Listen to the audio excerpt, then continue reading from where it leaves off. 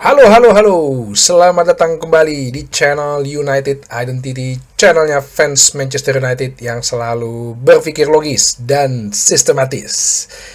Marilah kita tetap fokus kepada Manchester United ya. Jadi hari ini mestinya mereka berangkat ke Amerika, tapi belum diumumin sih siapa aja pemain yang akan berangkat ke Amerika, karena kayak Lisandro Martinez itu kan masih pemulihan ya, termasuk juga dengan Joshua Zirkzee yang masih menunggu ya hasil analisa dokter lah ya, analisa dokter apakah mereka bisa untuk ikut ke tour Amerika.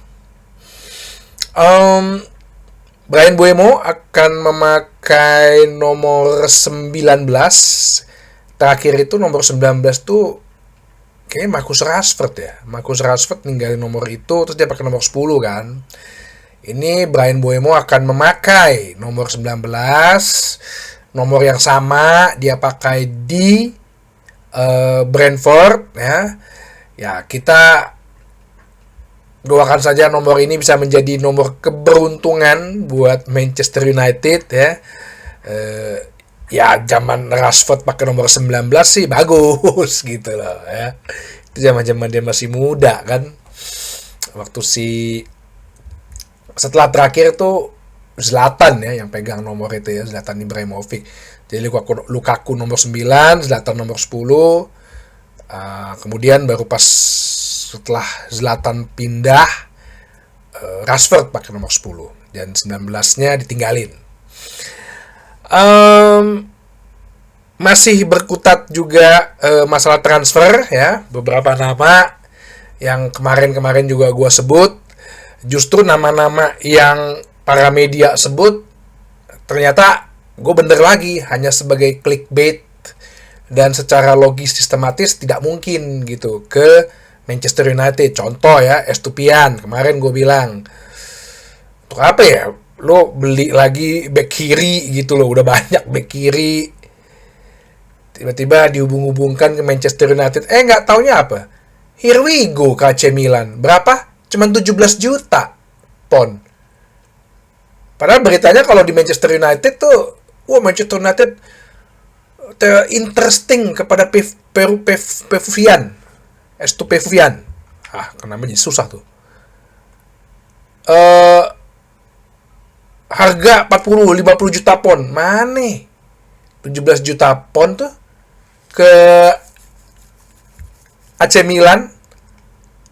Murah dong berarti, ya kan? Terus yang paling Pervis Estupiñán, Pevuvian lagi. Estupiñán.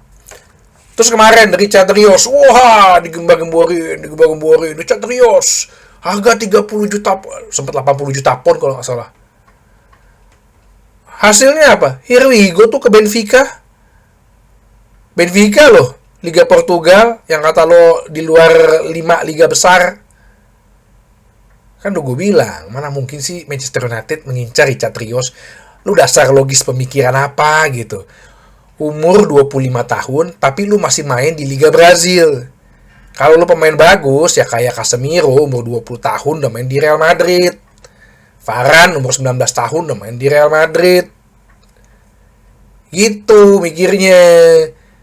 Wah, Richard Rios digembar-gemborin. Gak taunya apa, here we go. Ya sempet kan emang diincar AS Roma juga memang.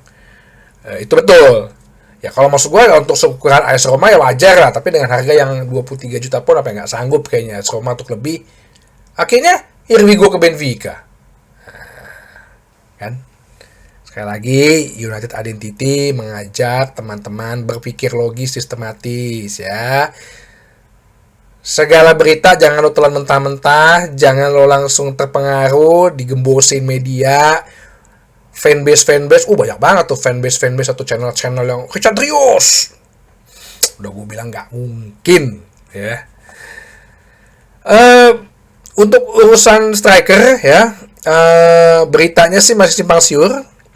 Dikabarkan oleh David Ornstein katanya intermediari ya, maklar gitu ya, masih mencoba menghubungkan Manchester United dengan Gyökeres ya. Ini sih orang-orang yang mau cari cuan aja nih, yang mau cari untung, nggak peduli klubnya ntar hasilnya gimana, mereka nggak peduli, cocok enggak si Gyökeres, nggak peduli ya, yang penting mereka dapat persentase komisi, dah. Ya orang Gyökeres yang nggak mau ke Manchester United ya udah gitu. Amorim juga nggak ada pembicaraan atau dalam konferensi pers gak ada ngomong apa-apa kok. Ya walaupun mungkin tertutup ya transfernya. Si David Ornstein mengatakan bahwa dua nama yang mungkin sering dibicarakan dalam urusan striker yaitu Benjamin Sesko dan Oli Watkins. Ya, Sesko ini kalau salah 79 juta pound, tapi dia bisa dicicil katanya 4 kali pembayaran. Ya masih masuk akal lah. Ya. Dan juga Oli Watkins dari Aston Villa yang menurut gua mungkin bisa aja ada kemungkinan besar dia karena satu udah paham dengan Premier League, nggak perlu lagi adaptasi bla bla bla, kita butuh 1 tahun ini cepat dulu nih untuk langsung dengan kecepatan turbo gitu membalikkan gitu ya, jangan jadi peringkat 15 lagi, minimal 6 besar lah, 8 besar gitu ya. Kalau masih 5 besar bagus gitu. Rasa sih Liga Inggris masih dapat 5 spot lah untuk UCL. Keinginan untuk Nicholas Jackson tampaknya akan diurungkan karena harganya mahal. Chelsea minta 80 juta pound. Astaga naga. Ada yang bilang iya Chelsea ini emang beli pemain, jual pemain. Iya. Tapi lihat dulu dong kondisi pemainnya gimana. Nino Madueke itu dulu dibeli sekitar 30 juta pound loh. Dijual 50-an juta pound. Ya untung 20 juta ya menurut gue sih ya cukup oke lah ya. Cuman kan lu nggak akan mungkin yang beli 5 juta jadi dijual 80 juta gitu. Kayaknya semakin sekarang ya harusnya Manchester United juga udah semakin pandai gitu ngelihatnya. Nicholas Jackson 80 juta ya ampun. Tahu skor kagak. Mainnya gerasa gerusuk, kartu merah melulu. Terus keluarin 80 juta. Ya udah biarin aja lah ngebusuk itu. Padahal kontraknya baru sampai 2033, masih 8 tahun lagi lah kontraknya dia. Ya itulah dia. Striker yang kemarin gue bilang jadi posisi yang termasuk akan dibeli ya selain goalkeeper dan striker, dan satu gelandang tengah yaitu gelandang nomor 6. Kemarin Ruben Amorim habis pertandingan, dan lu juga kalau yang mungkin ya lihat lah tontonannya apa cuplikannya mungkin ya. Kalau gue nonton, memang lapangan tengah itu kembali menjadi kosong ya, nggak ada konektivitas, dan Casemiro itu bukan gelandang nomor 6 seharusnya. Kalau di Madrid kan dulu gelandang nomor 6-nya ya si lebih ke Toni Kroos kan. Deep lying midfield ya. Ini Casemiro ini kan sebenarnya urgent dipakai sebagai deep lying midfield ya, nomor 6. Ya 3 bulan terakhir sih lumayan, tapi bukan menjadi suatu acuan bahwa kalau dia dipasang di situ terus keadaan tim akan membaik, enggak gitu. Kemarin tuh Andy Cole ya ngomong bahwa Manchester United itu terakhir punya deep lying midfielder nomor 6 itu adalah Michael Carrick. Sesudah itu kan nggak ada. Mau lo ngomong Fellaini, Ander Herrera, itu bukan deep lying midfield. Deep lying midfield tahu ya, yang lebih ke dalam, dia punya kontrol bola yang bagus, tapi dari sisi bertahan dia juga bagus, gitu ya. Punya visi, ya. Dia penerima bola pertama dari dari pemain bertahan. Yang pasti dia punya atribut bertahannya bagus. Kalau bicara Casemiro kan gue udah pernah bahas ya. Dia nggak bisa di pressing. Dia tipe fighter yang bagian kalau ngancurin ada penyerangan lawan, dia yang bagian nge-break duluan nih. Sama lah kayak Ugarte. Kalau si Bruno dipasang seperti itu di situ, nggak bisa juga. Karena nih orang juga sering hilang bola. Bruno Fernandes itu tipe pemain yang lebih ke attacking midfielder, ya lebih ke playmaker lah, lebih kayak Modric lah. Ya, gue nerima bola dari gelandang atau dari pemain bertahan, gue langsung lihat nih kemana gue umpan. Dia nggak bisa tuh untuk yang hold bola dulu, holding ya. Kan mereka kan holding midfielder kan, deploying lebih ke dalam, lebih holding. Yang lebih bisa megang bola dulu tuh nggak ada. Dia nggak bisa tuh Bruno Fernandes. Kalau di kita ngomong klub lain ya, kayak PSG kan Fabian Ruiz ya, makanya gue itu pernah bilang ya coba deh incer Fabian Ruiz deh, ini pemain underrated gitu. Vitinha kadang-kadang bisa berubah tempat itu. Makanya gue bilang kalau Fabian Ruiz sebenarnya pindah dari PSG, sebenarnya posisi di playing midfield itu nggak terlalu takut untuk nggak ada orang, karena Vitinha bisa di situ. João Neves kan ya posisinya sebagai breaker lah, sebagai fighter lah, sebagai box to boxnya. Apakah Pogba dulu bisa jadi mid mana? Itu menurut gue nggak juga, lebih ke box to box sebenarnya Pogba. Tapi dia bertahannya kan jelek. Holding bolanya cakep. Ya kalau mau yang gampang ya kayak sekarang ya kayak Rodri. Ya kalau di Liverpool tuh ya Gravenberch. Kalau misalnya sekarang tuh di mana? Arsenal tuh dapat tuh Zubimendi tuh. Martin Zubimendi tuh di playing tuh. Terus ya di Munchen tuh mungkin Joshua Kimmich ya. Newcastle tuh Sandro Tonali.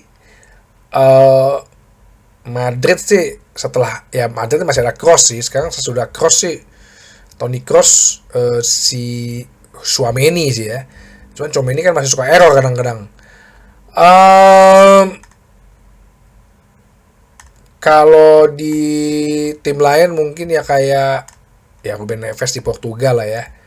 Nah, Manchester United kagak ada nih. Ini yang mau dicari. Kemarin gue udah bilang Fabian Ruiz. Beberapa nama ada nama ya yang sering banget disebut-sebut oleh fanbase suka bilang I have a dream line up gitu. Yaitu Carlos Baleba. Jadi Baleba ini pemain Brighton ya, pemain Kamerun. Wah, ini bisa reuni sama Buemo dan Onana nih. Umurnya masih 21 tahun ya. Cuman Brighton ini sih tahu sendiri ya, kalau di transfer masih agak 40 juta euro. Tinggi 179, defensive midfielder, dia udah di Brighton itu udah 2 tahun ya dari Lille. Gini ya, gue tahu sih Brighton tuh bermain kan lebih compact gitu ya tim ya, possession football segala macem. Ya gue beberapa kali nonton, yes posisi dia memang itu gitu. Posisi dia memang di playing midfield nomor 6. Tapi mungkin too young ya, terlalu muda ya. Kalau mau ngomong prospek jangka panjang, oke aja lah. Itu pertama. Kita butuh yang udah jadi nih. Jadi kita butuh striker yang udah jadi, nomor 6 yang udah jadi, kiper yang udah jadi, udah that's it. Ya. Kalau nggak mau kiper yang udah jadi, ya paling kiper cadangan untuk ganti Indir. Onana tetap jadi utama gitu. Tapi 2 striker dan midfield ini gue bilang harus pemain yang udah jadi. Tipenya sih sama, cuman menurut gue usianya masih terlalu muda dan gue nggak yakin Brighton ini mau jual sekitar pasti dipatok agak 70 juta pound gitu. Agak kurang ajar juga kan, karena ini kan nantinya kan menjadi penggantinya Caicedo kan ya. Kalau di Chelsea Caicedo lah di playing midfieldnya. Dan secara SofaScore there is nothing that yang apa ya, nggak ada sesuatu yang lebih gitu loh. Ya kalau untuk jangka panjang mungkin bisa, tapi kita butuh yang cepat. Nah, tadi kemarin gue bilang Fabian Ruiz. Ada satu nama yang berkali-kali juga disebut, itu Adam Wharton. Adam Whartonnya ya mungkin bisa ya, karena atau orang Inggris. Ya dibilang kan pernah gue bahas juga tipe-tipe mainnya ala-ala kayak Michael Carrick gitu. Ya, kemarin pas tuh Michael Carrick lagi di interview Rio Ferdinand, ada satu cuplikan yang lucu banget. Lagi podcast Ferdinand di restoran, katanya mereka ngundang Sir Alex juga. Sir Alexnya bilang, apa nih ada kamera? Nggak, gue nggak mau ngomong ke situ. Katanya terus dibilang, ya Sir, lu ngopi dulu di sini. Pas dia ngopi gitu, teleponnya bunyi ya namanya orang tua ya. Bunyinya bunyi telepon zaman dulu yang kring, bunyi kenceng gitu. Nggak ada yang berani negor loh. Sampai segitunya tuh Sir Alex Ferguson. Nah kembali gitu ya, pemain kayak Michael Carrick mungkin Adam Wharton cocok dengan posisi nomor 6-nya gitu ya. dengan deep lying midfielder, mungkin dia cocok dan udah di Liga Inggris. Tapi kayak lagi, kalau ngomongin negosiasi dengan klub Inggris, nah ini yang sulit. Ya, ini yang sulit. Ya kecuali kalau sistemnya udah kayak Bremo lah ya, kita si Adam Wharton ini udah pengen join dengan Manchester United. Ya, jadi itu dua nama yang menurut gue yang ya kalau kita mau cari pemain yang seperti gue bilang dari konsep awal nih, ya udah kalau kita mau cepet supaya adaptasi, supaya 100% perfect murni nih, 100% perfect untuk memulai kompetisi, ya cari pemain dari Liga Inggris saja. Ya mungkin Carlos Baleba, atau mungkin kalau ngomong dari Liga Inggris, gue lebih setuju Adam Wharton ya. Kalau teman-teman yang punya nama, ya mungkin di luar Liga Inggris juga, tapi yang menurut lo cocok. Nah, yang satu lagi, Morten Hjulmand yang pernah gue bahas juga, bekas anak buahnya si Ruben Amorim. Tapi kan dia dari Liga Portugal, dia juga pernah. Ya maksudnya kalau pemain-pemain Skandinavia sih gampang juga sih beradaptasi dengan Liga Inggris ya. Itu juga bisa menjadi satu alternatif, dan beberapa berita juga udah mulai bilang nama dia disebut-sebut sebagai pemain yang Manchester United interesting untuk posisi nomor 6. Oke, itu aja. Sampai ketemu lagi di bahasan berikutnya di channel United Identity, channelnya fans Manchester United yang selalu berpikir logis dan sistematis. Terima kasih.